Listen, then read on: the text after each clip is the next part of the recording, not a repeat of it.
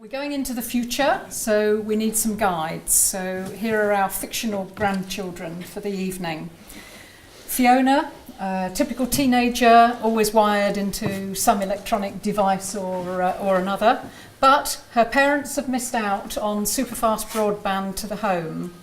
But she's getting a good start in life, though, because she goes to the Ruth Gorse Academy in South Bank, Leeds. Hugo, single, professional, came here. I was going to say to Leeds Met, but I gather it's Leeds Beckett now. He's a smart city engineer, so he wears his computer, but you can see him looking at a readout of monitoring information from traffic flows and all the sensors in buildings that there are now. Aisha, finally, is married, expecting her first baby. She works in the finance sector. She's got a great-grandmother, a sprightly 90-something-year-old, who's also set to help look after the child when it's born. Pensions aren't what they are now. So, where will they live? My simple answer is in cities. We live in the most urbanised country in the world. Much of our economic capacity is based in cities, not just big cities like we're in at the moment, but smaller cities like York as well. So even though I think that new towns, garden cities and urban extensions will be part of the mix, I'm in Adrian's urban intensification camp. Because numerically, I think it's in cities that most of the future housing demand will have to be met. But we've got a paradox here, haven't we? Because as a nation, we're still wedded to the ideal of a country cottage, roses around the door. So how do we square that with my confidence in cities?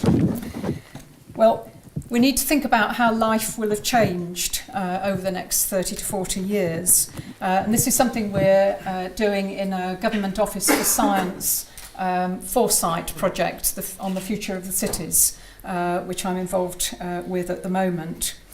Technology obviously will have changed, including in some ways that we can't predict.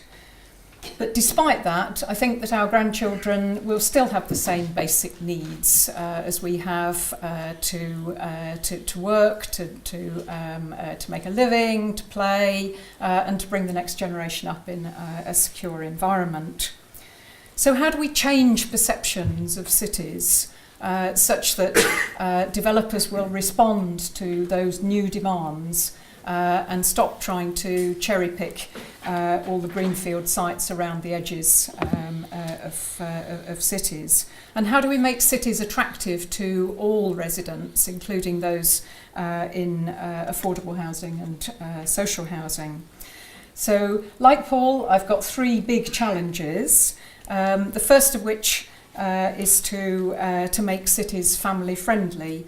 And I think a lot of that has got to do with the quality of schools.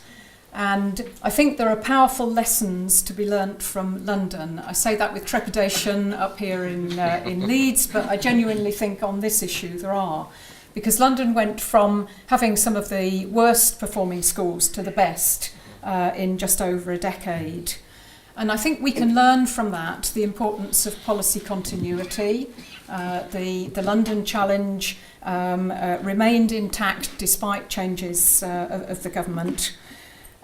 We can learn that outstanding practitioners, leading networks of schools and inspired teachers coming into the profession through the Teach First programme are much more important than all the league tables and top-down indicators that the government is so fond of using. But I think we should also remember the power of the local media and the way that the Evening Standard has mobilised hundreds of ordinary citizens to act as reading mentors through that campaign. I think we can learn from that. So I think it's great that the City Council here has got its child-friendly campaign, and that it's establishing a cluster of new styles of learning places in the South Bank. And of course, I'm proud to say that Fiona has got her eyes on the College of Building, because of course she's interested in the engineering-based subjects. Nobody's getting my jokes tonight, are they? It's terrible. Right, second challenge. Providing more local facilities and more housing choice in neighbourhoods. So I think there's a great opportunity here to use the surplus retail space that we've got in district centres, because we're all changing our shopping habits, aren't we?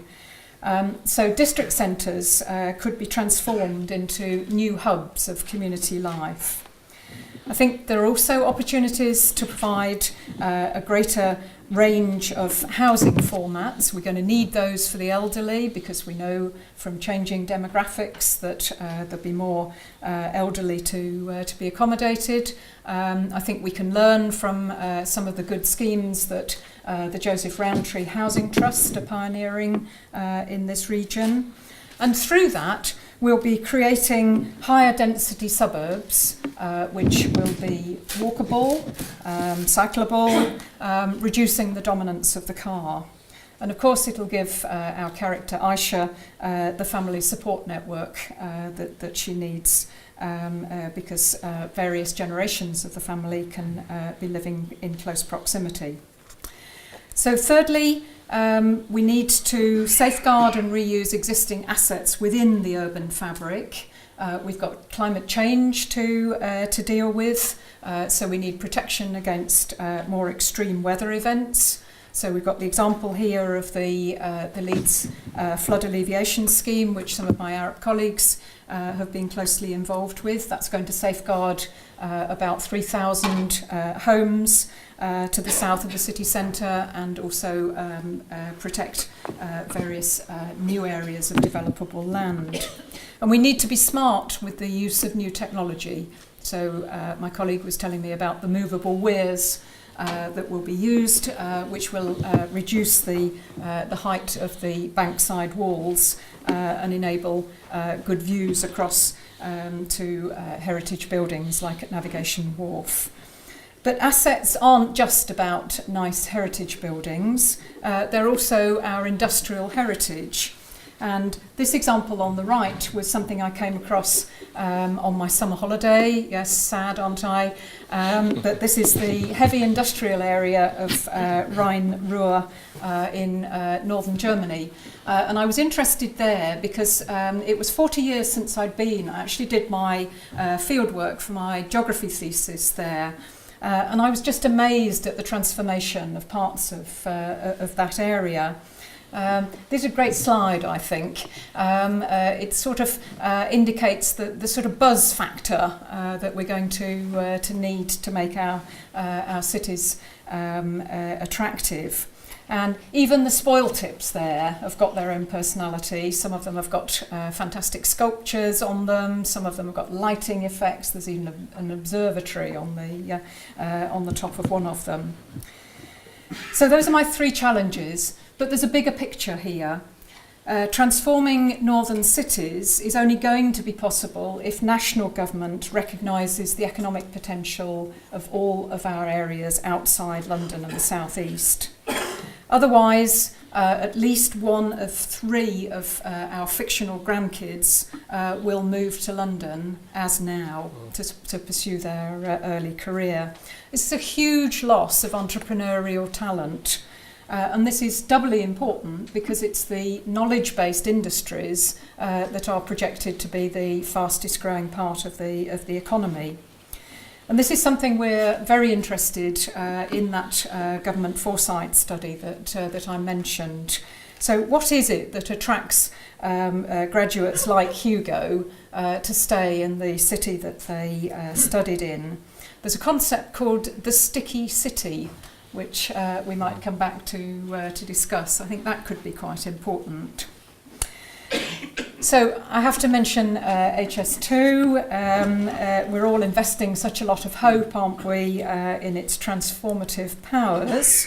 Yes, it's going to reduce journey times to Sheffield, but to less than half an hour, Birmingham to less than an hour. But importantly, it'll be necessary to use that extra capacity that's freed up on the existing network to increase local connectivity, to spread the benefits into the wider city region. And I gather there's work going on that at the moment. But I think there's also a timing issue.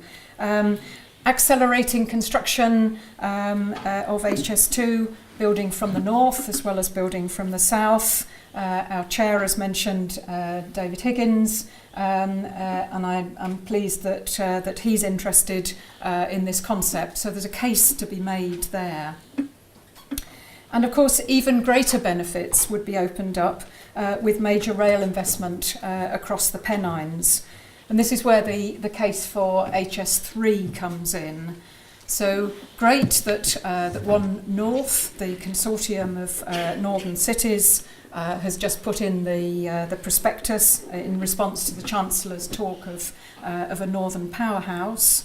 This would allow Leeds and Manchester as a minimum to operate as a single labour market. So recruitment of specialists on a wider scale, knowledge networks, business networks, all operating on a wider scale. So the so-called agglomeration economies. And it would allow our fictional character Aisha, working in the finance sector, to get from Leeds to Manchester to a city centre business meeting in half an hour, in the same way that her colleagues can get from the City of London to Canary Wharf. And she could do it in all weathers as well with a new tunnelled HS3 route.